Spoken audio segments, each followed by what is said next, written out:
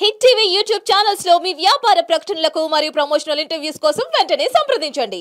గురుగారు చాలా మంది ఈ నాగ అనే పేరుతో పేర్లు పెట్టుకుంటూ ఉంటారు. దోషం ఉండి లేదా వాళ్ళకి కలిసొచ్చి ఇలా చాలా మంది రకరకాలుగా. అసలు ఈ నాగదోషం అంటే ఏమిటి? ఉన్నవారు ఎలాంటి పూజలు చేసుకోవాలి? దానివల్ల ఎలాంటి అనర్థాలు జరిగే అవకాశాలు అసలు ఏమన్నా ఉంటాయా? నివారణ మార్గాలు ఏమిటి చెప్పండి?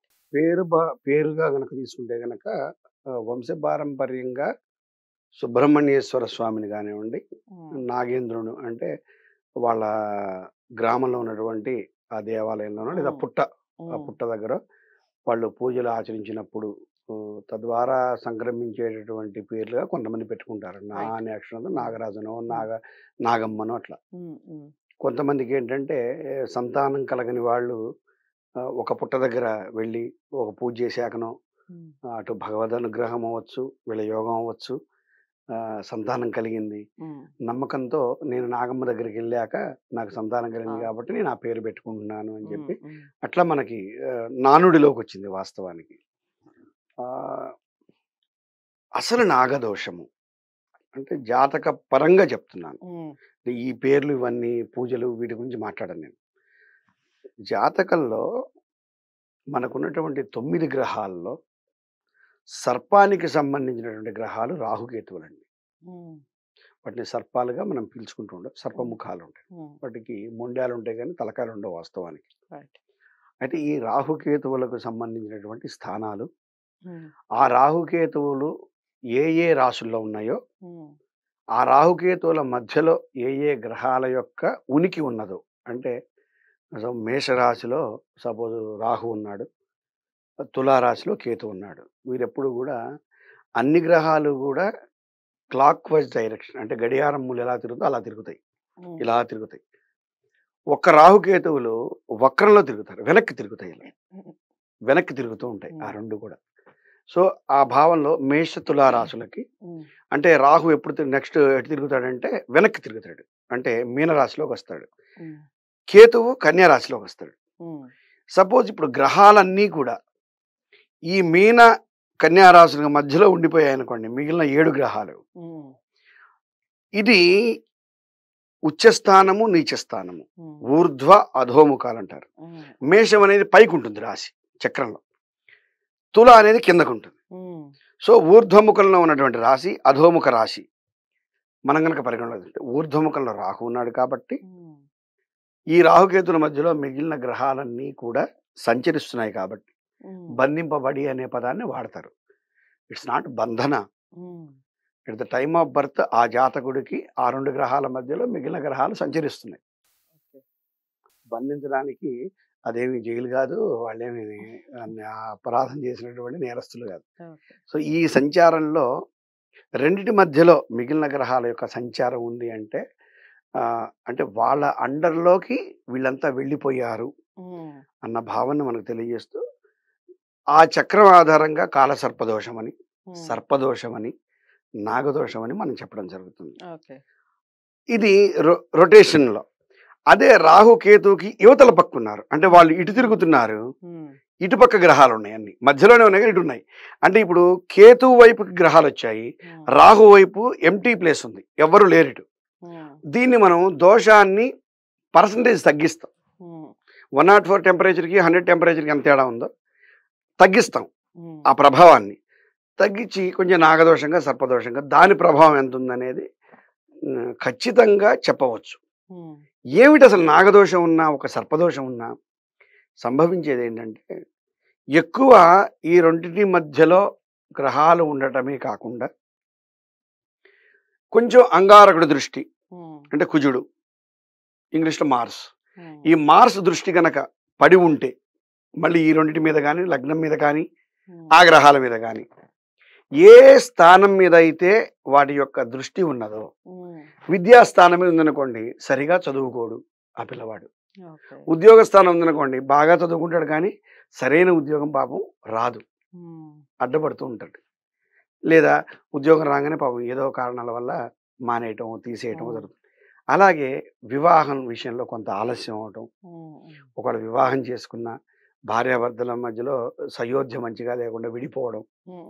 అలాగే వ్యాపారంలో ధన నష్టం రావడం లేదా వ్యాపార నష్టం రావడం, అలాగే సంతానం కొంచెం ఆలస్యంగా కలగకపోవడం, ఆరోగ్య విషయంలో సరిగా రాకపోవడం, ఇంకా ఆడపిల్లలకైతే గనక పీసీఓడి ప్రాబ్లమ్స్ కానివ్వండి, ఇతరత్ర గైనిక్ ఇష్యూస్ రావడం, గర్భస్థ దోషాలు రావడం, సుసంతాన ప్రాప్తి లేకుండా ఒకవేళ గర్భం ధరించినప్పటికీ కూడా గర్భస్రావం, అబార్షన్ అవ్వటం, ఇట్లా తదితర పీరియడ్స్ నెలలో వచ్చేటువంటి ఆ క్రమం సరిగా రాక అప్ అండ్ డౌన్స్ రావడం, 2 నెలలకు 3 నెలలు రావడం, లేదా ముందే తొందరగా రావడం, అంటే ఏదో ఒక రకమైనటువంటి దాన్ని పించింగ్ అంటే గిల్లుతూ ఉంటాడు. ఈ గ్రహాల యొక్క అనుగ్రహం లేకపోవటం వల్ల మన జీవన క్రమంలో అక్కడక్కడ కూడా హర్డిల్స్ వస్తాయి. వీటిని తప్పించుకోవడానికే మాలాంటి వాళ్ళ దగ్గర వచ్చిన మొట్టమొదటి ప్రధానంగా ఇప్పుడు జ్వరం వచ్చిందని పారాసెటమాల్ అంటాం కదా, అలాగే ముందు ఒక పుట్టక పూజ చేయండి, లేదా కనుక ఏదైనా దేవాలయంలో జంట నాగులు ఉంటాయి, వాటికి అభిషేకం చేయండి, ఆదివారం నియమం చేయండి, మంగళవారం నియమం చేయండి, లేదా కొంచెం సివియారిటీ ఎక్కువగా ఉంది ఇంకా కుక్కి సుబ్రహ్మణ్యం దర్శనం చేయండి, లేకుంటే పళని సుబ్రహ్మణ్య స్వామిని దర్శించండి. ఇట్లా ఇంకా సివియారిటీ ఎక్కువ ఉంది, ఇంకేదైనా నాగప్రతిష్ఠ చేయండి. అంటే అక్కడ ఉన్నటువంటి ప్రాబ్లం ఆధారంగా ట్యాబ్లెట్ రేంజా, ఇంజెక్షన్ రేంజా, సెలైన్ రేంజా, ఆపరేషన్ రేంజా దాన్ని గమనించుకొని, ఆపరేషన్ అంటే ఇక నాగప్రతిష్ఠ, ఇక హై ఎక్స్పెండిచర్ కూడా ఎక్కువ అవుతుంది. సో అక్కడ ఉన్నటువంటి ఇబ్బందిని బట్టి మనం పరిహారం చెప్తూ దీన్నే నాగదోషంగా పరిగణలో తీసుకుంటాం. ఇవన్నీ కాక ఇంకొకటి కూడా ఉంది. మనకి ఇప్పటికీ కూడా రైతులు, మనకు అన్నం పెట్టే అమ్మలు, నాన్నలు, అన్నలు వాళ్ళు మన కన్నా తల్లిదండ్రుల కంటే కూడా నిజంగా వాళ్ళే ముందు. అసలు నిజమైన తండ్రి ఆయనే, రైతే. ఆయన తర్వాతనే మన సొంత తండ్రి. ఎందుకంటే అన్నాద్భవంతి భూతాని పర్జన్యాదన్న సంభవ, యజ్ఞాద్భవతి పర్జన్యో యజ్ఞకర్మ సముద్భవ అని చెప్పి మన గీతలో పరమాత్మ చెప్పాడు. అన్నాద్భవంతి భూతాని, అన్నం వల్ల జీవులు ఉద్భవిస్తాయి. ఎలా ఉద్భవిస్తాయి? అన్నాన్ని ఒక పురుషుడు తింటాడు, స్త్రీ తింటుంది, ఆ అన్నము రక్తంలో కలుస్తుంది, ఆ రక్తం వీర్యంలో కలుస్తుంది, ఆ వీర్యం ద్వారా గర్భం వచ్చి ఆ గర్భం ద్వారా పిల్లడు పడతాడు. సో అన్నాద్భవంతి భూతాని కాబట్టి రైతు మొదటి తండ్రి అని చెప్తాను నేను. ఆ అన్నం పెట్టిన రైతే మొదటి తండ్రి. సో అటువంటి తండ్రి పొలంలో పనిచేసుకునేటప్పుడు ఆ ఎలకల కోసమో, పురుగుల కోసమో, క్రిమికీటకాల కోసమో, ఈ సరీసృపాలు అని చెప్తూ ఉంటారు తెలుగులో, ఈ పాములు అవి వస్తూ ఉంటాయి. నాగదేవతలు, ఆ దేవతలు అవ్వచ్చు, మామూలు పాములు అవ్వచ్చు. వచ్చినప్పుడు సాధారణంగా రైతు హింసించడు, అది ప్రమాదం అనుకున్నప్పుడు దాన్ని దండించడం జరుగుతుంది. దండించడంలో చనిపోయింది అనుకోండి, దాన్ని సరే అంటే ఒక సర్పాన్ని మనం ప్రకృతిలో ప్రతి పదార్థాన్ని, అణువుని హైందవ ధర్మము, సనాతన ధర్మం ఏం చెప్తుందంటే దేవతగా మనం కొలుచుకుంటూ ఉంటాం. ఇప్పుడు నేను రైతుని తండ్రిని అన్నాను, ఒక రాయిని కూడా మనం దేవత అంటాం, ఒక వృక్షాన్ని దేవత అంటాం, ఒక వరాహం పంది ఉంది, వరాహస్వామి అంటున్నాం మనం కదా. సో ఒక మేక ఉంది, దాన్ని మేషరాశిని మేషంగా కొలుచుకుంటున్నాం. అలా ప్రతిదీ, ఒక సింహాన్ని లేదా ఒక నందిని, అంటే ప్రతి జీవిని మనం పరమాత్మ స్వరూపంగా భావించే ఈ క్రమంలో పావును చంపినప్పుడు ఏం చేస్తారు? అయ్యగారు అదే ఆ పక్కన దేవాలయంలోనే అక్కడ ఇంట్లో ఊర్లో పురోహితుడు ఉంటాడు, అయ్యగారు అనుకోకుండా నా సర్పాన్ని కొట్టానండి, నాగదేవతను కొట్టాను అంటే, అయ్యయ్యో నాగ దోషం వచ్చిందయ్యా, పలానా నియమం తీసుకో, మీ పిల్లలకు పుట్టబోయే పిల్లలకి పేరు పెట్టుకుంటా అని చెప్పి మొక్కు అని చెప్పి ఏవో అక్కడకు ఉన్నటువంటి వారి పరిధిలో వారు కొన్ని రెమెడీస్ చెప్పడం జరుగుతుంది. వాటి ద్వారా నాగదోషం పోయింది అన్న భావనలో వాళ్ళు ఉంటారు. నిజంగా నాగదోషం సంక్రమిస్తుంది అనేది ఖచ్చితంగా మేము చెప్పలేము. మేబీ మే నాట్ బి, సంక్రమించవచ్చు. కావాలని దాక్కున్న పావుని పుట్టలోంచి కొడితే మాత్రం సంక్రమిస్తుంది. తనకు అడ్డుగా వచ్చి తనని హింసిస్తుందేమో, ప్రాణ ప్రమాదం కలిగిస్తుందేమో అన్న భావనలో కర్ర తీసుకుంటే, యుద్ధానికి వచ్చిన రాజునట చంపితే అట విజయం అంటారు, పడుకున్న రాజుని దొంగతనంగా వెళ్ళి మెడకోసేసారనుకోండి హత్య అంటారు. సో అంత తేడా ఉంది. కాబట్టి ఈ నాగ దోషం అంటడానికి కూడా ఇన్ని వేరియేషన్స్ ఉంటాయి. అంటే అనుకోకుండా జరిగినటువంటి పరిస్థితుల్లో, ప్రాణాన్ని రక్షించుకునే పరిస్థితుల్లో కొడితేనేమో దోషాలు ఉండవు.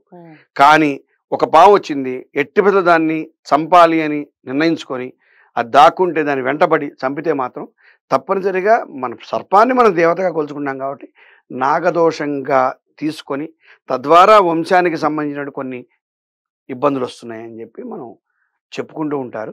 రైట్. దానికి పరిహారం ఒకటేనండి, సుబ్రహ్మణ్యేశ్వర స్వామి ఆరాధన. భగవద్ అనుగ్రహం ఉంటే, భగవంతుని యొక్క అనుగ్రహం ఉంటే ఏ దోషాలైనా సరే పరిసమాప్తి అవుతాయి, ఏం కాదు. సో నాగదోషం అంటే ఏమిటి, దానికి ఎలాంటి రెమెడీస్ ఉన్నాయి, ఏ విధంగా అసలు ఆ దోషం మనల్ని సంక్రమిస్తుంది, ఈ విషయాలన్నీ తెలుసుకున్నాం కదా వీడియో ద్వారా. ఇంకా మీకు ఏమైనా డౌట్స్ ఉంటే ఖచ్చితంగా కామెంట్ బాక్స్లో తెలియజేయండి. గురువు గారిని జ్యోతిష్యానికి సంబంధించి, వాస్తుకు సంబంధించి, మరి ఏ ఇతర విషయాలు ఆధ్యాత్మికమైనటువంటి విషయాల గురించి తెలుసుకోవాలి, కలవాలి అనుకుంటే స్క్రీన్ మీద కనపడే నెంబర్కి కాల్ చేయండి. గురువుగారు అపాయింట్మెంట్ లభిస్తుంది. వీడియోని లైక్ చేసి షేర్ చేయండి, ఛానల్ని సబ్స్క్రైబ్ చేసుకోండి. మరో మంచి వీడియోతో మళ్ళీ కలుద్దాం. నమస్తే.